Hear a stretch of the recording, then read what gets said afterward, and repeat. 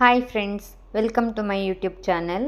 ಯಾರೆಲ್ಲ ನನ್ನ ಚಾನಲನ್ನು ಸಬ್ಸ್ಕ್ರೈಬ್ ಮಾಡಿಕೊಳ್ಳಿಲ್ಲವೋ ಈ ಕೂಡಲೇ ಹೋಗಿ ಸಬ್ಸ್ಕ್ರೈಬ್ ಮಾಡಿಕೊಳ್ಳಿ. ಇವತ್ತಿನ ಈ ವಿಡಿಯೋದಲ್ಲಿ ನಾವು ರೈಲ್ವೆ ನೇಮಕಾತಿ ಮಂಡಳಿ ಹೊರಡಿಸಿರುವ ಗ್ರೂಪ್ ಡಿ ಹುದ್ದೆಗಳ ನೇಮಕಾತಿಗೆ ಹೇಗೆ ಅರ್ಜಿ ಸಲ್ಲಿಸುವುದು ಅಂತೇಳಿ ತಿಳ್ಕೊಳ್ಳೋಣ.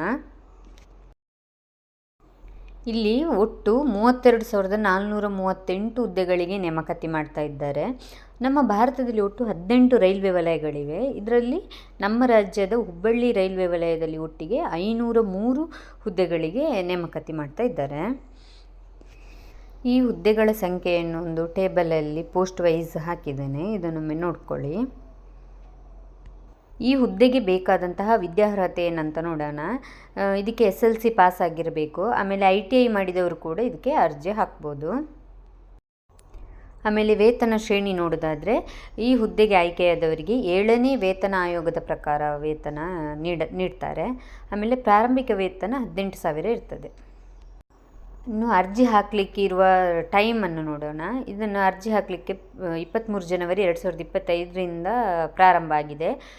ಕೊನೆಯ ದಿನಾಂಕ ಇರುವಂಥದ್ದು ಫೆಬ್ರವರಿ 22, 2025. ಆಮೇಲೆ ಶುಲ್ಕ ಪಾವತಿಸಲಿಕ್ಕೆ ಕೊನೆಯ ದಿನಾಂಕ ಇರುವಂಥದ್ದು 24 ಫೆಬ್ರವರಿ 2025.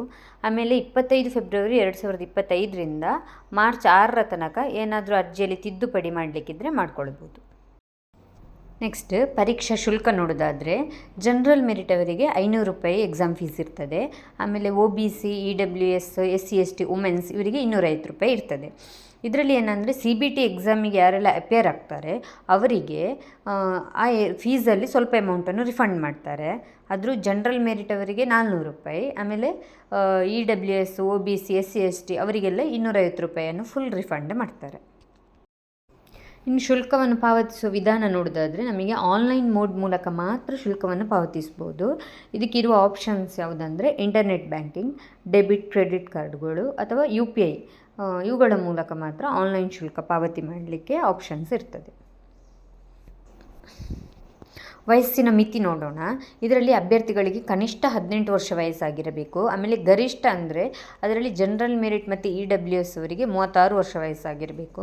ಆಮೇಲೆ OBC ಅವರಿಗೆ 36 ವರ್ಷ ಪ್ಲಸ್ 3 ವರ್ಷ ಒಟ್ಟಿಗೆ 39 ವರ್ಷ ತನಕದವರು ಅಪ್ಲೈ ಮಾಡ್ಬೋದು. ಆಮೇಲೆ SC ST ಅವರಿಗೆ ಕೂಡ 36 ಪ್ಲಸ್ 5 ವರ್ಷ ಒಟ್ಟಿಗೆ 41 ವರ್ಷ ತನಕದವರು ಕೂಡ ಈ ಹುದ್ದೆಗೆ ಅರ್ಜಿ ಸಲ್ಲಿಸ್ಬೋದು. ನೆಕ್ಸ್ಟ್ ಈ ಹುದ್ದೆಗೆ ಅರ್ಜಿ ಸಲ್ಲಿಸಲಿಕ್ಕೆ ಬೇಕಾದಂತಹ ದಾಖಲೆಗಳನ್ನು ನೋಡೋಣ. ಇದರಲ್ಲಿ first one passport size photo ಬೇಕು. ಆ ಪಾಸ್ಪೋರ್ಟ್ ಸೈಜ್ನ ಫೋಟೋ ಉಂಟಲ್ಲ ಅದರ ಬ್ಯಾಕ್ಗ್ರೌಂಡ್ ವೈಟ್ ಕಲರಲ್ಲಿ ಇರಬೇಕು. ಮತ್ತು ಈ ಫೋಟೋದ ಸೈಜ್ ಬಂದುಬಿಟ್ಟು 50ಇಂದ 100 KB ಒಳಗಿರಬೇಕು. ಆಮೇಲೆ ಸಿಗ್ನೇಚರನ್ನು ನಾವು ವೈಟ್ ಪೇಪರಲ್ಲಿ ಬ್ಲ್ಯಾಕ್ ಇಂಕ್ ಪೆನ್ನಲ್ಲಿ ಮಾತ್ರ ಹಾಕಿರಬೇಕು. ಬ್ಲೂ ಇಂಕ್ ಯೂಸ್ ಮಾಡುವಾಗಿಲ್ಲ. ಈ ಸಿಗ್ನೇಚರ್ನ ಫೈಲ್ ಸೈಜ್ ಕೂಡ 30 KBಯಿಂದ 50 KBಯ ಒಳಗಡೆ ಇರಬೇಕು. ಆಮೇಲೆ ಈ ರಿಸರ್ವೇಷನ್ ಸರ್ಟಿಫಿಕೇಟ್ಸ್ಗಳಿರ್ತಾವಲ್ಲ, OBC ಸರ್ಟಿಫಿಕೇಟ್ ಆಗಲಿ, SC ST ಸರ್ಟಿಫಿಕೇಟ್ಗಳು ಮುಂತಾದ ಸರ್ಟಿಫಿಕೇಟ್ಗಳೆಲ್ಲ ಆ ಫೈಲ್ಗಳ ಸೈಜ್ ಇದೆಯಲ್ಲ ಅದು 500 KBಯ ಒಳಗಡೆ ಇರಬೇಕು. ನೆಕ್ಸ್ಟ್ ನೇಮಕಾತಿ ವಿಧಾನ ನೋಡೋದಾದರೆ ಇದರಲ್ಲಿ 4 ಸ್ಟೆಪ್ ಇರ್ತದೆ. ಫಸ್ಟ್ ಸ್ಟೆಪ್ಪಲ್ಲಿ ಏನಂದರೆ ಕಂಪ್ಯೂಟರ್ ಬೇಸ್ಡ್ ಟೆಸ್ಟ್ ಇರ್ತದೆ, CBT. ಅದು ಮಲ್ಟಿಪಲ್ ಚಾಯ್ಸ್ ಕ್ವಶನ್ಸ್ ಇರ್ತದೆ ಇದರಲ್ಲಿ.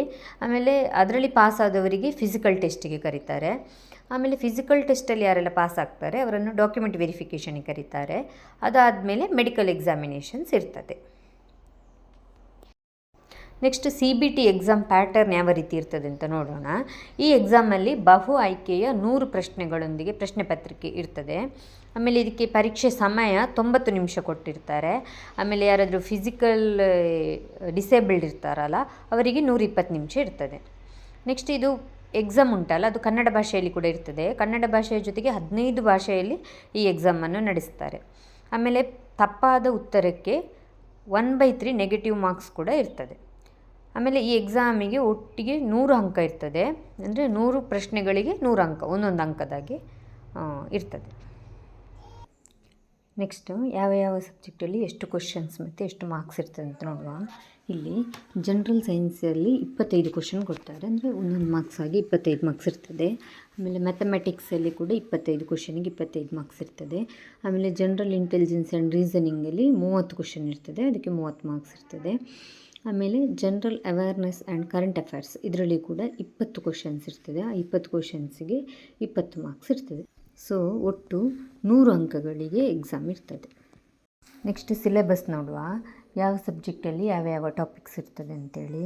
ಫಸ್ಟ್ ಒಂದು ಮ್ಯಾಥಮೆಟಿಕ್ಸಲ್ಲಿ number system, BODMAS, decimals, fractions, LCM HCF, ratio and proportions, percentages, mensuration, time and work, time and distance, simple and compound interest, profit and loss, algebra, geometry and trigonometry, elementary statistics, square root, age calculation, calendar and clock, pipes and cistern ಮುಂತಾದ topics ಮ್ಯಾಥಮೆಟಿಕ್ಸಲ್ಲಿ ಇರ್ತದೆ. Next general intelligence and ರೀಸನಿಂಗಲ್ಲಿರುವ ಟಾಪಿಕ್ಗಳು analogies, alphabetical and number series, coding and decoding, mathematical operations, relationships, syllogism, jumbling, Venn diagram, data interpretation and sufficiency, conclusions and decision making, similarities and differences, analytical reasoning, classification, directions, statement, arguments and assumptions. ಇದೆಲ್ಲ general intelligence and ರೀಸನಿಂಗಲ್ಲಿ include ಆಗುವ ಟಾಪಿಕ್ಗಳು. Next general ಸೈನ್ಸ್ನ ಟಾಪಿಕ್ಗಳು physics, chemistry, life sciences, ಅಂದರೆ 10th ಲೆವೆಲಲ್ಲಿ ಇರ್ತದೆ, CBSE ಲೆವೆಲ್ನ ಟಾಪಿಕ್ಗಳು ಇರ್ತದೆ. ಆಮೇಲೆ ಜನರಲ್ ಅವೇರ್ನೆಸ್ ಆ್ಯಂಡ್ ಕರೆಂಟ್ ಅಫೇರ್ಸಲ್ಲಿ science and technology, sports, culture, personalities, economics, political ಮುಂತಾದ ವಿಷಯಗಳಿಗೆ ಸಂಬಂಧಿಸಿದ ಟಾಪಿಕ್ಗಳು ಜನರಲ್ ಅವೇರ್ನೆಸ್ ಮತ್ತು ಕರೆಂಟ್ ಅಫೇರ್ಸಲ್ಲಿ ಇರ್ತದೆ.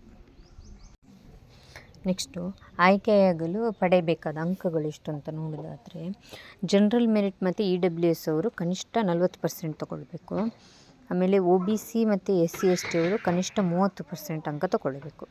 ಆಮೇಲೆ ಯಾರೆಲ್ಲ ಎಕ್ಸಾಮಲ್ಲಿ ತೇರ್ಗಡೆ ಹೊಂದ್ತಾರೆ ನೋಡಿ, ಅವರನ್ನು 1:3 ಅನುಪಾತದಲ್ಲಿ ಫಿಸಿಕಲ್ ಟೆಸ್ಟಿಗೆ ಕರೀತಾರೆ. ಮತ್ತು ಈ ಎಕ್ಸಾಮಲ್ಲಿ ಯಾವುದೇ ರೀತಿಯ ಕಟ್ ಆಫ್ ಮಾರ್ಕ್ಸ್ ಇರುವುದಿಲ್ಲ. ನೆಕ್ಸ್ಟ್ ಫಿಸಿಕಲ್ ಟೆಸ್ಟ್ ಯಾವ ರೀತಿ ಇರ್ತದೆ ನೋಡುವ. ಇದರಲ್ಲಿ ಪುರುಷರಿಗೆ 35 kg ಭಾರವನ್ನು 100 ಮೀಟ್ರ್ವರೆಗೆ 2 ನಿಮಿಷದಲ್ಲಿ ಒಂದೇ ಬಾರಿಗೆ ತಲುಪಬೇಕು. ಆಮೇಲೆ ನೆಕ್ಸ್ಟ್ 2ನೇ ಬಾರಿಗೆ 1000 ಮೀಟರ್ ದೂರವನ್ನು 4 ನಿಮಿಷ 15 ಸೆಕೆಂಡಲ್ಲಿ ರೀಚ್ ಆಗಬೇಕು. ಆಮೇಲೆ ಇಲ್ಲಿ ಯಾವುದೇ ರೀತಿಯ ಹೈಟ್ ವೆಯ್ಟ್ ಎಲ್ಲ ಚೆಕ್ ಮಾಡೋದಿಲ್ಲ. ನೆಕ್ಸ್ಟ್ ಮಹಿಳೆಯರಿಗೆ ನೋಡೋದಾದರೆ 20 kg ಭಾರವನ್ನು 100 ಮೀಟರ್ವರೆಗೆ 2 ನಿಮಿಷದಲ್ಲಿ ಒಂದೇ ಬಾರಿಗೆ ತಲುಪಬೇಕು. ಆಮೇಲೆ ನೆಕ್ಸ್ಟ್ 2ನೇ ಬಾರಿಗೆ 1000 ಮೀಟರ್ ದೂರವನ್ನು 5 ನಿಮಿಷ 40 ಸೆಕೆಂಡಲ್ಲಿ ತಲುಪಬೇಕು. ಇಲ್ಲಿ ಕೂಡ ಯಾವುದೇ ರೀತಿಯ ಹೈಟ್ ಮತ್ತು ವೆಯ್ಟನ್ನು ಅವರು ಚೆಕ್ ಮಾಡೋದಿಲ್ಲ. ನೆಕ್ಸ್ಟ್ ಅರ್ಜಿ ಸಲ್ಲಿಸುವಾಗ ನಾವು ಯಾವುದೆಲ್ಲ ಅಂಶಗಳನ್ನು ಗಮನದಲ್ಲಿ ಇಟ್ಟುಕೊಳ್ಬೇಕಂತೇಳಿ ನೋಡೋಣ. ಫಸ್ಟಿಗೆ ನಾವು ಯಾವ ಮೊಬೈಲ್ ನಂಬರ್ ಮತ್ತು ಇಮೇಲ್ ಐಡಿಯನ್ನು ಅರ್ಜಿ ಸಲ್ಲಿಸುವಾಗ ಕೊಟ್ಟಿರ್ತೇವಲ್ಲ, ಅದನ್ನು ನಾವು ನೇಮಕಾತಿ ಪ್ರಕ್ರಿಯೆ ಮುಗಿಯುವವರೆಗೆ ಆ್ಯಕ್ಟಿವ್ ಆಗಿ ಇಟ್ಕೊಳ್ಬೇಕು. ನಮಗೆ ಎಲ್ಲ ಡೀಟೇಲ್ಸ್ ಅದರ ಥ್ರೂವೇ ಬರೋದು. ನೆಕ್ಸ್ಟ್ ಫೋಟೋ ಮತ್ತು ಸಹಿಯನ್ನು ಸರಿಯಾದ ರೀತಿಯಲ್ಲಿ ಅಪ್ಲೋಡ್ ಮಾಡಬೇಕು. ಆಮೇಲೆ ನಮಗೆ ಬೇಕಾದ ಹುದ್ದೆ ಮತ್ತು ರೈಲ್ವೆ ವಲಯ ಇದೆಯಲ್ಲ, ಅದನ್ನು ಸರಿಯಾಗಿ ಆಯ್ಕೆ ಮಾಡಿಕೊಳ್ಬೇಕು. ನೆಕ್ಸ್ಟು ಎಲ್ಲ ಮೀಸಲಾತಿ ದಾಖಲೆಗಳು, OBC ಅಂದರೆ SC ST ಸರ್ಟಿಫಿಕೇಟ್ ಎಲ್ಲ ಇದೆಯಲ್ಲ, ಅದೆಲ್ಲ ಇಂಗ್ಲೀಷಲ್ಲೇ ಇರಬೇಕು, ಯಾಕಂದರೆ ಇದು ಕೇಂದ್ರ ಸರ್ಕಾರದ ಹುದ್ದೆ. ಆಮೇಲೆ ಹೆಸರು, ತಂದೆ ಹೆಸರು ಮತ್ತು ಹುಟ್ಟಿದ ದಿನಾಂಕ ಇವುಗಳನ್ನೆಲ್ಲ ನಾವು SLC ಅಂಕಪಟ್ಟಿಯಲ್ಲಿ ಹೇಗೆ ಉಂಟು ಹಾಗೆಯೇ ಎಂಟರ್ ಮಾಡಬೇಕು.